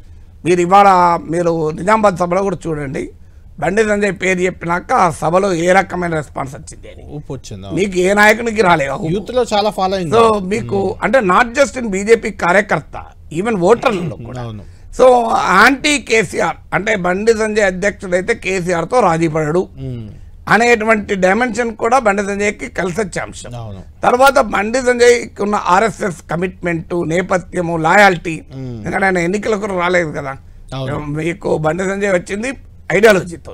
సో ఆయన బలమైన హిందుత్వ అంటే ఒకవేళ బండి సంజయ్ని చేయకపోతే బీజేపీ మెసేజ్ ఏంటంటే హిందుత్వ సరిపోదు లేదా హిందుత్వ కాదు, మేము ఇంకో ఎజెండాతో పోతామని. హిందుత్వ అనుకుంటే ఫస్ట్ ఆప్షన్ బండి సంజయ్, అనుమానమే లేదు. హిందుత్వ కాకపోతే అంటే రాజాసింగ్ లాంటి వాళ్ళు కూడా పోటీ చేస్తారు అంటున్నారు, కానీ రాజాసింగ్ తెలంగాణ ఎంత కాదన్నా అవుట్ సైడర్ లాగానే ఉంటాడు ఆయన. సో బట్ ఆయన ఎవరికి వినడు. ఇంకా బండి సంజయ్కి ఇతరులను కలుపుకొని పోడు అన్నది బీజేపీలో చాలా మంది నాయకులకు ఉన్నది. సో ఎవరిని కలుపుకొని పోరు, ఇది జరిగే పనే కాదు అది బీజేపీలో. మీరు ఎవరు ప్రెసిడెంట్ అయినా మిగతా వాళ్ళందరూ కలుపుకొని పోవడం. అందువల్ల బండి సంజయ్కి ఉన్న అడ్వాంటేజ్ అయితే ఒకటి ఇక్కడ కీలకమైన మనసు కళ్యాణ్, ఇప్పుడు ఎలక్షన్ల వరకు బండి సంజయ్ని తేవాలి అనుకుంటే ఈటల రాజేందర్ రాడు. ఎందుకు అంటే ఈటల రాజేందర్ను పెట్టాక బండి మార్చడం అనేది జరగదు, అన్లెస్ ఆయన ఏదన్నా పెద్ద తప్పు చేసి ఆయన సెల్ఫ్ గోల్ ఎక్కువ వేసుకుంటారు. బండి సంజయ్ అంతే కదా, అంటే బండి సంజయ్ని మార్చినా నీకు ఎలక్షన్ల వరకు ఆయనే ఉంటాడు. కానీ రేపు ఒకవేళ పార్టీ ఇక ఇప్పుడైతే ఎవరినోని పెట్టి ఎలక్షన్ల వరకు బండి సంజయ్ని తేవాలి అని అనుకుంటే, ఎందుకంటే అప్పటి వరకు ఒక వాతావరణం తేవాలి కదా, ఇప్పుడు చాలా లాంగ్ టైం ఉంది కదా. సో అప్పటి వరకు లిమిటెడ్ ఓవర్ మ్యాచ్ ఆడాలి కదా అనుకున్నప్పుడు మాత్రం ఎందుకంటే ఎవరో ఒకరు డామినెంట్ లీడర్ కాకుండా ఉంటారు, డామినెంట్ సామాజిక వర్గం కూడా కాకుండా ఉంటాడు. సో ఈటల రాజేందర్ ఎలా అయితే సామాజిక వర్గం ఒక ఇంపార్టెంట్ ఫ్యాక్టర్, బండి సంజయ్ కూడా ఇంపార్టెంట్ ఫ్యాక్టర్. సో అక్కడ ఆయనకి ఏది తేడా లేదు మళ్ళీ బీసీ లీడర్ అనే విషయంలో. ఇప్పుడు రెండు వర్గాలు అంటే ఈటల రాజేందర్ వర్గం, బండి సంజయ్ వర్గం ఎవరు అవునన్నా కాదన్నా రెండు వర్గాలు క్లియర్ గా కనిపిస్తున్నాయి బీజేపీలో. మిగతా వర్గాలు అంటే రెండు నదులు మిగతా ఉపనదులు లాగా ఉన్నాయి, అవి కూడా కృష్ణా నది, గోదావరి నది లాగా. ఈ అందరినీ ఏకతాటపైకి తెచ్చి కొంత పెద్దన్న పాత్ర పోషిస్తాడు, కొంచెం నడపగలుగుతాడు పార్టీని. ఎలక్షన్ వరకు మీరు చెప్పినట్టు ఎలక్షన్ ముందు మళ్ళీ ఎవరినైనా మార్చుకోవచ్చు అనుకున్నప్పుడు లక్ష్మణ్ కూడా ఛాయిస్ గా కొంతమంది చెప్తున్నారు. అంటే లక్ష్మణ్ పెద్ద మనిషి, అందరూ డౌట్ లేదు, కానీ లక్ష్మణ్ ఆల్రెడీ జాతీయ రాజకీయాల్లోకి వెళ్ళిపోయాడు. ఆయన బీజేపీ జాతీయ మోర్చా నాయకుడు, ఈవెన్ జాతీయ అధ్యక్షుడు కూడా కిషన్ రెడ్డితో పాటు లక్ష్మణ్ పేరు వినబడుతుంది. ఆయన ఉత్తరప్రదేశ్ నుంచి ఎంపీ, పార్లమెంటరీ బోర్డులో ఉన్నాడు, ఆయనకు కేంద్ర మంత్రి కావాలి లెక్క ప్రకారం. అందువల్ల డాక్టర్ లక్ష్మణ్ పట్ల వ్యతిరేకత ఉండదు, ఆర్ఎస్ఎస్ నుంచి మొదలుకొని అందరికీ ఉంటుంది. కానీ డాక్టర్ లక్ష్మణ్కి ఆసక్తి చూపుతలేదని కూడా అంటున్నారు, ఎందుకంటే ఆయన రిటర్నింగ్ ఆఫీసర్ కూడా ఉన్నాడు. నార్మల్గా రిటర్నింగ్ ఆఫీసర్గా ఉండడు కదా, పార్టీ అధ్యక్షుడిగా ఉండాలంటే నువ్వు పెళ్లి కొడుకు పురోహితుడుగా ఉండడు కదా. బట్ అది మార్చచ్చు, కావాలనుకున్నా మార్చచ్చు, కానీ జనరల్ గా మార్చాలి అనే పరిస్థితి రాదు, ఎందుకంటే లాస్ట్ మినిట్ చేంజ్ ఉంటుంది తప్ప. సో అందువల్ల డాక్టర్ లక్ష్మణ్ వాళ్ళ పట్ల వ్యతిరేకత కన్నా కూడా ఆయన ఆసక్తి చూపాలి రావడానికి, ఈ సమయంలో బాధ్యత తీసుకోవడానికి, మళ్ళీ కొత్తదనం ఉండదు అనే ఒక డైమెన్షన్ మాత్రం ఉండవచ్చు. అంటే అరవింద్ కూడా ఈ మధ్య కొంత రేస్లో కనిపిస్తున్నాడు. బండి సంజయ్, అరవింద్ వీళ్ళంతా ఒకే సామాజిక వర్గం, లక్ష్మణ్ వీళ్ళంతా. అరవింద్కు ఛాన్స్ ఉందంటారా? అంటే ఇప్పుడు మీరు అన్నట్టు తెలంగాణలో బలమైన బీసీ సామాజిక వర్గం మున్నూరు కాపు, దాంట్లో డౌట్ లేదు. అందులో అరవింద్ కవితను కూడా ఓడించాడు, మామూలు విషయం కాదు. అవును. సో నిజామాబాద్లో ఆయన వరుస పెట్టి గెలవడమే కాదు, Arvind is a very powerful articulating. అవును, మీకు ఒక బలమైన వాయిస్. అరవింద్, బండి సంజయ్ వీళ్ళకున్న ప్రత్యేకత ఏంటంటే ఏ మాట్లాడినా న్యూసే. బండి సంజయ్ ఏమో ప్రజల్ని కూడా ఊపిలోకి తేగలుగుతాడు. అరవింద్ కూడా అడ్వాంటేజ్ ఉంది. అరవింద్ కూడా ఇదే అంటే బాగా కిల్లర్ ఇన్స్టింక్ట్తో పనిచేసే నాయకుడు. సో తెగింపుతో పనిచేసే నాయకుడు, సమర్థవంతంగా ప్రత్యర్థులను అటాక్ చేయగలడు, బీజేపీ ఐడియాలజీని బలంగా తీసుకెళ్లగలడు. ఇవన్నీ పాజిటివ్. దాంతోపాటు ఆయన మున్నూరు కాపు కావడం కూడా ఒక ఫ్యాక్టర్, బీసీ ఫ్యాక్టర్. ఇక మిగతాది ఏమన్నా ఉంటే ఆయన అందరినీ కలుపుకొని పోవడం అనేది చాలా మంది విషయంలో ఉంది. అది ఒక కామన్ విమర్శగా ఉండొచ్చు. అందుకే మీకు ఈటల రాజేందర్ పేరు ఎంత వినబడుతుందో అరవింద్ పేరు కూడా అంతే వినబడుతుంది. సో అరవింద్ చాలా సందర్భాల్లో బహిరంగంగానే మా పార్టీ ఎందుకు అసెంబ్లీ ఎన్నికల్లో గెలవడం లేదు, పార్లమెంట్ ఎన్నికల్లో ఓట్లు వస్తున్నాయి, సీట్లు వస్తున్నాయి, కానీ అసెంబ్లీ ఎన్నికల్లో రావడం లేదు అంటే పార్టీని ఒక ఎలక్షన్ విన్నింగ్ మిషన్గా నడపాలి అంటే, పార్టీని ఒక ఫైటింగ్ ఫోర్స్గా నడపాలి అంటే వచ్చే నాయకుల జాబితాలో అరవింద్ కూడా ఉంటాడు. సో అందువల్ల అది పాజిటివ్ ఫ్యాక్టర్. ఇక నెగిటివ్ ఫ్యాక్టర్స్ అంటే ఆయన అందరినీ కలుపుకొని పోవడం, ఇది కామన్. అందరినీ కలుపుకొని పోవడం అనేది దురుసుగా ఉన్న వారికి ఈ మధ్య కాలంలో రాజకీయాల్లో రాణిస్తున్నారు. రేవంత్ రెడ్డికి దూకు లేదా, దురుసుగా లేదా. మళ్ళీ ఆల్రెడీ కేంద్ర మంత్రిగా బండి సంజయ్ ఉండడం కూడా అది ఒక అడ్వాంటేజ్. బండి సంజయ్ ప్రెసిడెంట్ గా చేయాలనుకుంటే క్వశ్చన్ ఉత్పన్నం. కేంద్ర మంత్రిగా కాబట్టి మళ్ళీ ముందు కాపుగా ఇచ్చే ఛాన్స్ అంటే అలాంటి కేంద్ర మంత్రిగా ఉండడు. బండి సంజయ్ ప్రెసిడెంట్ గా చేస్తే అంటే అనేది బండి సంజయ్ కనుక రాష్ట్ర ప్రెసిడెంట్ అయితే కేంద్ర మంత్రిగా ఉండడు. ఆ ప్లేస్ లో ఈటల రాజేందర్, ధర్మపురి అరవింద్ వెళ్తారు. ఆ ప్లేస్ లోకి వెళ్ళిపోతారు ఆటోమేటిక్ గా. వీళ్ళిద్దరికి అవకాశం ఉంది. మోస్ట్ ప్రాబబ్లీ ఈటల రాజేందర్ కేంద్ర సహాయ మంత్రి వస్తారు ఒకవేళ బండి సంజయ్ చేస్తే. ఎందుకంటే సాధారణంగా 2 పదవులు ఉంచరు. అలా ఉంచాలంటే కిషన్ రెడ్డి కంటిన్యూ చేస్తారు. సో అందువల్ల మీకు ఉండకూడదనే లేదు. జేపీ నడ్డా లేడా కేంద్ర మంత్రిగా, పార్టీ అఖిల భారత అధ్యక్షుడిగా, కానీ సాధారణంగా ఇప్పుడు అవసరం లేదు కదా. అంటే ఇక్కడ ఇంకొక చర్చ, నాగేశ్వర్ గారు, కాంగ్రెస్ పార్టీ రెడ్డి సామాజిక వర్గం కాంగ్రెస్ పార్టీ చుట్టూ పోలరైజ్ అయింది, రేవంత్ రెడ్డి చుట్టూ పోలరైజ్ అయింది. మహబూబ్ నగర్ జిల్లాలో ప్రభావం ఎక్కువ వాళ్ళది కాబట్టి డీకే అన్న పేరు కూడా ప్రధానంగా చర్చలోకి వస్తుంది. ఆమె జాతీయ స్థాయిలో ఉపాధ్యక్షురాలిగా కూడా ఉన్నారు. మహబూబ్ నగర్ సీఎం సొంత జిల్లాలో ఎంపీగా గెలిచారు. బలమైన నాయకురాలు ఆమె, మహిళా నాయకురాలు అందులో కూడా. కాకుండా ఆమెకు మెయిన్గా వస్తుంది ఏంటంటే ఇప్పటిదాకా కిషన్ రెడ్డి కేంద్ర మంత్రిగా ఉన్నారు, రెడ్డి సామాజిక వర్గం. అటు మహేశ్వర్ రెడ్డి ఉన్నారు, ఎల్పీ శాసనసభా పక్ష నాయకుడు, ఆయన రెడ్డియే కాబట్టి రాకపోవచ్చు అని అదొక మైనస్ ఉంది. ప్లస్ కూడా కొన్ని ఉన్నాయి. ఛాన్స్ ఉందా? డీకేఆర్ ఉమెన్ లీడర్గా ఒక ఫ్యాక్టర్. కానీ ఆ రెడ్డిస్ తెలంగాణ మహబూబ్నగర్ కాదు, నల్గొండ, తెలంగాణ రాజకీయాల్లో రెడ్డి ఫ్యాక్టర్ చాలా కీలకం, అసెట్. దాంట్లో ఏం డిస్ప్యూట్ లేదు. అంటే తెలంగాణ రెడ్లకు ఉన్న ప్రత్యేకత ఏంటంటే ఊరును ప్రభావితం చేయగలుగుతారు. అంటే వాళ్ళ డిఎన్ఏలోనే పాలిటిక్స్, లీడర్షిప్ ఉంటుంది. సో ఏమీ లేని రెడ్డి అయినా రోడ్డు మీద ఏం పడేలా అని నమస్తే పెడతారు. సో అందువల్ల డెఫినెట్ గా రెడ్లకు అడ్వాంటేజ్ ఉంటుంది. అందువల్ల ఆ బ్యాలెన్స్ మీకు ఈవెన్ కేసీఆర్ కూడా చేసే ప్రయత్నం చేశారు. చాలా మంది రెడ్లకు మంత్రి పదవులు కూడా ఇచ్చారు. కేసీఆర్ టైంలో రెడ్ల ప్రగతి భవన్ లో ఆయన చుట్టూ కూడా ఉండేవాళ్ళు అప్పుడు అంతా. సో అందువల్ల మీకు రెడ్డిస్ లేకుండా తెలంగాణ రాజకీయాలు నడవవు, మీకు అనుమానం లేదు. ఆంధ్రప్రదేశ్ లాగా రెడ్డి కమ్మ అనే పోలరైజేషన్ ఇక్కడ ఏమీ లేదు. సో అందువల్ల డెఫినెట్ గా రెడ్డి అనేది పాజిటివ్. బ్యాంక్ ని రెడ్డి ప్రాబల్యాన్ని కొంత మార్చాలి అంటే, కానీ సమస్య ఏంటంటే బీసీని ముఖ్యమంత్రి చేస్తామని ప్రకటించారు. అవును. సో డీకే అన్నను ఇప్పుడు ప్రెసిడెంట్ గా చేసి మళ్ళీ ఎలక్షన్ టైంలో మార్చి బీసీ నాయకుడిని చేయడం అనేది ఒక ఛాలెంజింగ్ అవుతుంది. ఎందుకంటే మీకు కాంగ్రెస్ పార్టీ అనుభవం ఉంది. రెడ్లకు ఇవ్వకుండా, జానారెడ్డికి ఇవ్వకుండా మీరు పొన్నా లక్ష్మణ్ పెట్టి బీజేపీ బాగా కాంగ్రెస్ నష్టపోయింది కూడా 2014. పొన్నా లక్ష్మణ్ ఎంత సీనియర్ నాయకుడైనా మీకు ప్రొజెక్షన్ అనేది చాలా కీలకమైంది. సో అందువల్ల మీకు రెడ్డి సీఎంగా ఉంటే పిసిసి ప్రెసిడెంట్గా ఉంటాడు. మీకు రాజశేఖర రెడ్డి సీఎంగా ఉన్నప్పుడు కేశవరావు, డి శ్రీనివాసులు ఉన్నారు, ఇప్పుడు మహేష్ కుమార్ గౌడ్ ఉన్నాడు. కానీ డామినెంట్ గా మీకు బీజేపీలో ఇప్పుడు కిషన్ రెడ్డిని మార్చి డీకేఆర్ అని అప్పుడు కిషన్ రెడ్డి వేరు. కిషన్ రెడ్డి అనే ఫ్యాక్టర్ లో రెడ్డి ఒకటే కాదు, Kishan Reddy the loyal BJP man. So Kishan రెడ్డిని రెడ్డి అని చూడరు కదా.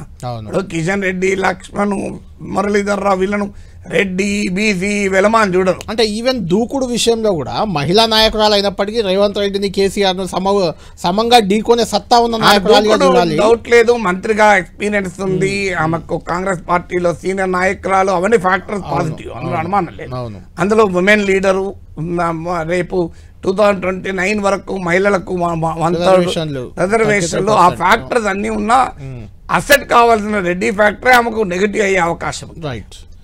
ఇంకొకటి, రేవంత్ రెడ్డి సామాజిక వర్గం, రేవంత్ రెడ్డి జిల్లా, డీకే అన్న విషయం అలా ఉంటే, ఇక కేసీఆర్ సామాజిక వర్గం, కేసీఆర్ జిల్లా, మెదక్లో అసలు ఎక్కడ పెద్ద బీజేపీ ప్రభావం లేని మెదక్ జిల్లాలో ఎంపీగా గెలిచి వచ్చిన రఘునందన్ పేరు ప్రధానంగా కొంత చర్చకు వస్తుంది. అంటే ఆయన మాట్లాడే విధానం, దూకుడు, మీరు అన్నట్టు ఆర్ఎస్ఎస్ కాకపోయినా ఆర్ఎస్ఎస్లో ఇన్వాల్వ్ అయిపోయిన తీరు, ఆ భావజాలంతో నడుస్తున్నది, ఆయన కూడా రేస్లో ఉన్నారని చర్చ అయితే జరుగుతుంది. అందులో అనుమానం లేదు. రఘునందన్ రావు దుబాకలో గెలిచి బీజేపీ గేమ్ చేంజర్, అవును, అనుమానం లేదు. కానీ రఘునందన్ రావుకు ఉన్న అసెట్సే ఆయనకు లయబిలిటీస్ కూడా. అవును, కరెక్ట్. ఆయన సామాజిక ఆయన రఘునందన్ రావు మీ ఇంటర్వ్యూలో చెప్పాడు, నా నోరే నా ఆయుధం. అది అవును. కానీ ఆయన నోరే ఆయుధము, ఇతరుల ప్రత్యర్థులు కూడా ఆయుధమే. అవును. సో రఘునందన్ రావు ఉన్న ఛాలెంజ్ కూడా అదే, ఆయన ఈ కోర్ట్స్ కాంట్రవర్సీస్. సో అందువల్ల ప్లస్ అందరూ యాక్సెప్ట్, ఇటీవల ఆయన మీద కంప్లైంట్స్ కూడా అధిష్టానానికి చాలా వెళ్ళాయని నాకు ల్యాండ్ ఇష్యూస్, వాటి మీద బాగా కంప్లైంట్స్ వెళ్ళాయని. సో అందువల్ల రఘునందన్ రావు సామాజిక వర్గం రీత్యా అసలు ఫ్యాక్టరీ కాదు. మీకు తెలంగాణ అందులో బీఆర్ఎస్ కు ఆ వెనమ సామాజిక వర్గం బీఆర్ఎస్ చుట్టూ ఉండగా, ఆ సామాజిక వర్గం నుంచి బీజేపీ ఎన్నుకొని ఇప్పుడు ఆ సోషల్ ఇంజనీరింగ్ చేసే అవకాశమే లేదు. అందులో మళ్ళీ బీసీ ముఖ్యమంత్రి చేస్తామని ప్రకటించాక మీకు వర్గీకరణ చేసి మాదిగల ఓట్ల కొరకు ప్రయత్నిస్తుంటే, నరేంద్ర మోడీ బీసీ అని ప్రజెంట్ చేసుకుంటున్న టైంలో న్యూమరికల్ గా సిగ్నిఫికెంట్ కానీ బీఆర్ఎస్ తో ఐడెంటిఫై ఉన్న సామాజిక వర్గం నుంచి చేయడం అంటే సులభం కాదు. మనం కాంగ్రెస్ లోనే చూస్తున్నాం కదా, ప్రేమ్ సాగర్ రావు లాంటి వాళ్ళు నీకు మినిస్టర్ కాలేకపోవడానికి అదే కదా ఛాలెంజ్, లేకపోతే వేరే ఛాలెంజ్ లేదు ప్రేమ్ సాగర్. సో అందువల్ల రఘునందన్ రావుకు మిగతా ఫ్యాక్టర్ మీరు అన్నట్టు దూకుడు ఉంది. పార్టీని నిరంతరం మీడియాలో ఉంచగలుగుతాడు, ప్రజల్లో ఉంచగలుగుతాడు, ప్రజల్లో కూడా ఫాలోయింగ్ ఉంది. ఫాలోయింగ్ ఇండిపెండెంట్ ఫాలోయింగ్, ప్రత్యర్థుల్ని బ్రహ్మాండంగా వేటాడగలుగుతాడు. మీకు ధర్మపురి అరవింద్, బండి సంజయ్, రఘునందన్ రావు వీళ్ళందరికీ ఉన్న టాలెంట్ అది. ఈవెన్ రేవంత్ రెడ్డిని, కేసీఆర్ ఇద్దరిని ఒకేసారి చెడు ఆడేసే ఆడగలిగే సామర్థ్యం ఉంది. కానీ బట్ ఆయన సామాజిక నేపథ్యం ఒకటి, వివాదాలు రెండు, వెళ్ళిన ఆరోపణలు, కంప్లైంట్స్ అవి కూడా, ఈ మూడు కూడా ఆయన నెగిటివ్ గా అయ్యే అవకాశం ఉంది. నాగేశ్వర్ గారు, ఇప్పుడు మనం మాట్లాడిన ఆరుగురు కూడా అంతా ఎంపీలే, కానీ రాష్ట్రంలో ఎమ్మెల్యేగా ఉన్న వ్యక్తికి ఇవ్వాలి, రాష్ట్రంలో రాజకీయాలు చేయాలి. ఎంపీలు అంటే దాదాపు జాతీయ స్థాయి రాజకీయాలనే అంటుంటాం కాబట్టి, అలా వచ్చినప్పుడు ఒక ఎమ్మెల్యే పేరు కూడా ప్రధానంగా పరిశీలనకు వస్తుంది. ఆయన ఆదిలాబాద్ ఎమ్మెల్యే పాయల్ శంకర్, ఆయనకు అవకాశం ఏ మేరకు ఉందంటారు? ఆయనకున్న సామాజిక నేపథ్యం ఒక ఫ్యాక్టర్. అవును. ప్లస్ ఆయన మీకు ఉత్తర తెలంగాణ, ఎందుకంటే తెలంగాణ బీజేపీకి మీకు బాగా పర్ఫార్మ్ చేసినటువంటి ప్రాంతం ఉత్తర తెలంగాణ. మీకు అందులో ఆదిలాబాద్, అక్కడే 4 ఎమ్మెల్యేలు అక్కడే, ఎంపీలంతా ఉత్తర తెలంగాణే. మీకు ఆదిలాబాద్ గెలిచారు, నిజామాబాద్ గెలిచారు, కరీంనగర్ గెలిచారు, అన్ని దాదాపు ఉత్తర తెలంగాణ స్వీప్ చేశారు కదా. సో అందువల్ల మీకు ఆయనకున్న ఫ్యాక్టర్స్ అవి. సో బట్ ఒక స్టేట్ వైడ్, ఎందుకంటే ఫస్ట్ టైం ఎమ్మెల్యే, సో ఓడిపోయాడు, first time MLA, state wide గా ఆ గుర్తింపు, పార్టీలో ఇమేజ్ లేదు, ఆ రకమైన పొలిటికల్ స్టేచర్ ఇంకా పూర్తిగా ఎవాల్వ్ కాదు. వీళ్ళ అసెంబ్లీలో చాలా పవర్ఫుల్ గా మాట్లాడడము, వీటి వల్ల కొంత గుర్తింపు వచ్చిన మాట నిజం. అందువల్ల ఇవాళ పోటీలో టాక్ కూడా ఉన్న మాట నిజం. కానీ ఇక్కడ ఏమేమీలు ఉన్నారు కదా, ఇప్పుడు బండి సంజయ్, ఈటల రాజేందర్, ధర్మపురి అరవింద్, వీళ్ళందరితో పోలిస్తున్నప్పుడు రిలేటివ్లీ ప్రొఫైల్ తక్కువ. ఫైనల్ గా ఒక ఎక్స్ఎమ్మెల్సీ పేరు కూడా ప్రధానంగా పరిశీలనలో ఉంది. మనం ఇంతకుముందే అనుకున్నట్టు ఎన్నికల ముందు వేరే అధ్యక్షుడిని పెట్టే అవకాశం ఉంటే ఇప్పుడు పెట్టేది రామచంద్రరావుని అనేది ఓపెన్ టాక్. అది బీజేపీ పార్టీలో ఓపెన్గా వస్తున్న టాక్. ఒక బలమైన ఆర్ఎస్ఎస్ నేపథ్యం ఉన్న నాయకుడు, గతంలో ఎమ్మెల్సీగా పనిచేశారు, బీజేపీలో అందరికీ ఆమోదయోగ్యుడు, ఉమ్మడి హైదరాబాద్ గ్రేటర్ ప్రాంతానికి చెందిన అతను, ఢిల్లీలో బీజేపీలో బలమైన సామాజిక వర్గం, ఢిల్లీ స్థాయిలో ఆయనది కూడా. కాబట్టి ఆ లెక్కలో ఏమైనా అంటే కొంచెం దూకుడు తక్కువగా ఉంటుంది, అగ్రెసివ్గా వెళ్ళరు అనే విమర్శ ఉన్నా, మీరు అన్నట్టు మీరు చెప్పింది ఇది ఎన్నికల ముందు సంజయ్ లాంటి వాళ్ళను, ఈటెల రాజేందర్ లాంటి వాళ్ళను అధ్యక్షుడిని చేద్దామని అనుకున్నప్పుడు ఆప్షన్గా రామచంద్రరావు పేరు వస్తుంది. అంటే మీరు యాక్చువల్గా ఫైనల్గా అంటూ లాస్ట్లో తీసుకున్న ఇంగ్లీష్లో లాస్ట్ బట్ నాట్ లీస్ట్ ఒక సామెత ఉంది. సో వాస్తవంగా ముందు వరుసలో పేర్లు వినబడుతున్న వాళ్ళు రామచంద్రరావు. అవును, డే 1 నుంచి కరెక్ట్. ఈటల రాజేందర్, రామచంద్రరావు అనే వినబడి. అవును, ఇప్పుడు కూడా అదే. ఇప్పటికి కూడా Ramachandra Rao is the most prominently heard name. అవును.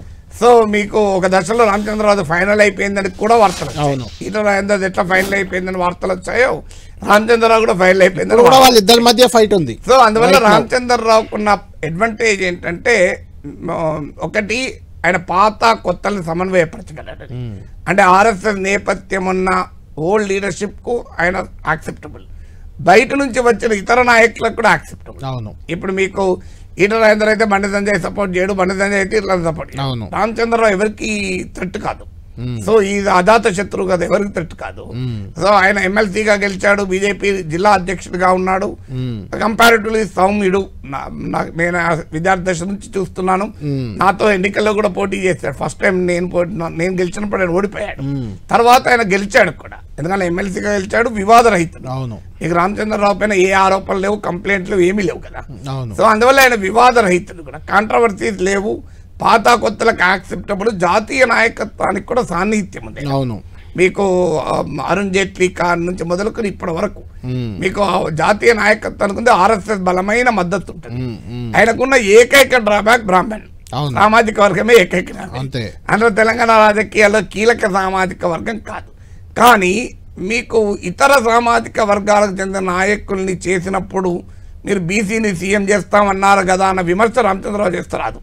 అవును, ఎందుకంటే రామచంద్రరావును చేస్తే రేపు ఎన్నికలకు ముందు బండి సంజయ్ని తేవాలి అనుకుంటే, లేదు మీరు అన్నట్లు బండి సంజయ్ ఈటల రాజేందర్ మధ్య తేల్చుకోలేక ఈ ప్రశ్న కాస్త వాయిదా వేద్దాం, ఎలక్షన్ 9 వరకు చూద్దాం అనుకుంటే రామచంద్రరావు ఇది బెస్ట్ చాయిస్ అవుతాడు. ఎందుకంటే ఆయనను మార్చితే ఆయన అభ్యంతరం చెప్పాడు, పార్టీలో అభ్యంతరం రాదు, సమాజంలో కూడా అభ్యంతరం రాదు.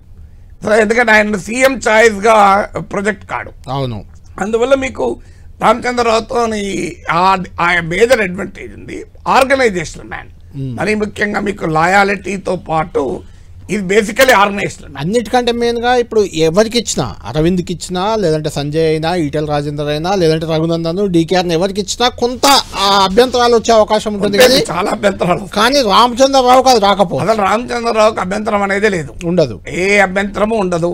ఎందుకంటే అందరూ అంటే డిఫరెంట్ రీజన్స్ రీతి అభ్యంతరం ఉండదు. అవును, ఎవరు మాకు థ్రెట్ కాదని ఎవరు అభ్యంతరం ఉండదు, మాకు ఛాన్స్ ఇవ్వడం కొరకే ఈయన పెట్టాలని అభ్యంతరం రాదు, ఉండొచ్చు. మేము ఇంకా ప్రయత్నం చేసుకోవచ్చు, ఈయన మార్చి ఎలక్షన్ రావచ్చు, మార్చొచ్చు, మళ్ళీ ట్రై చేస్తే ఉండొచ్చు. మాకు చాయిస్ ఉంటుంది, చాయిస్ ఈజ్ నాట్ క్లోజ్డ్ కదా. రైట్, ఫైనల్ గా కంక్లూడ్ చేద్దాం.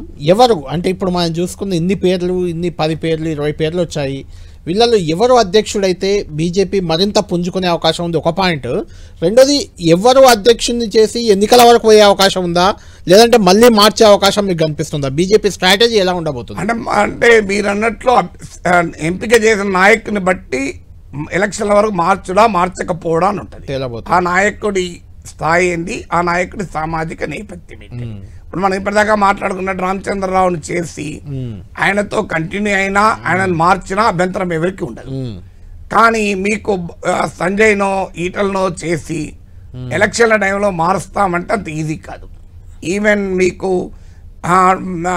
డీకేఆర్ లాంటి వాళ్ళనైనా బీసీ పేరు చెప్పి మార్చచ్చు, మనం సామాజికంగా బీసీలకు ఇవ్వాలనుకుంటున్నాం అని చెప్పి మార్చచ్చు. కానీ ఇద్దరు బీసీ నాయకుల్లో చేసి మీరు అరవింద్ కానీ వీళ్ళని మారిస్తే వీళ్ళు బలమైన ప్రభావాన్ని చూపి ఉన్నాక మార్చడం మళ్ళీ సాధ్యం, అంత ఈజీ కాదు. So unless they do a very big mistake, ఏదన్నా పెద్ద ఎత్తున వ్యతిరేకత వచ్చి ఉంటే తప్ప సాధ్యమయ్యే పనే కాదు. మరికొద్ది గంటల్లో ఎవరి పేరు ప్రకటించే అవకాశం ఉంది? ప్రాబబుల్స్ ఇందులో 1, 2 అంటే ఎవరి పేరు చెప్తారు మీరు? అంటే నరేంద్ర మోడీనో అమిత్ షాతోనో పర్సనల్ ఇంటిమసీ ఉంటే తప్ప చెప్పలేము. రైట్, మీరు బీజేపీలో అగ్రనేతలే చెప్పలేకపోతే నేనేం చెప్పగలను? అవును, డెఫినెట్ గా మీరు అడిగిన ఇంకో ప్రశ్న, ఎవరైతే బీజేపీ వస్తుందని క్వశ్చన్ అడిగారు, అది స్పెక్యులేషన్. నేను అలా స్పెక్యులేట్ చేయడం కష్టం. కానీ బండి సంజయ్ని మార్చడం వల్ల మాత్రం నష్టపోయింది. పార్టీ దెబ్బతిన్నది, రైట్. నష్టపోయింది. ఈ మాట అన్నదానికి నాకు అభ్యంతరం లేదు. నన్ను విమర్శించినా, నాపై దాడి చేసినా కూడా నేను ఈ స్టాండ్ కట్టుబడి ఉన్నాను. రైట్. థ్యాంక్ యూ నాగేశ్వర్ గారు. మొత్తానికి బీజేపీ అధ్యక్ష రేస్లో ఉన్న 8 మంది బలాబలాలు మనం చూసాం, వాళ్ళ బలహీనతలు బలాలు అన్నీ చూసాం. ఓవరాల్గా బీజేపీ అంతర్గతంగా ఇంటర్నల్గా కూడా ఎవరికి ఎలాంటి సమాచారం దీనికి సంబంధించి ఇప్పటివరకు లేకపోయినా ఈటెల రాజేందర్ లేదా రామచంద్రరావులో ఒకరికి ఈసారి అధ్యక్ష పదవి దక్కే అవకాశం కనిపిస్తుంది. ఏదైనా మార్పులు చేర్పులు జరిగి ట్విస్ట్ జరిగితే మరెవరికైనా ఛాన్స్ రావచ్చు, కానీ వీళ్ళిద్దరిలో ఒకరు రేపు ఉదయం నామినేషన్ వేసే అవకాశం ఉంది. ఎల్లుండి వాళ్ళను అధికారికంగా ప్రకటించే ఛాన్స్ అయితే కనిపిస్తుంది. ఇది ప్రొఫెసర్ నాగేశ్వర్ గారితో ఈ వారం వీకెండ్ స్పెషల్ అనాలిసిస్.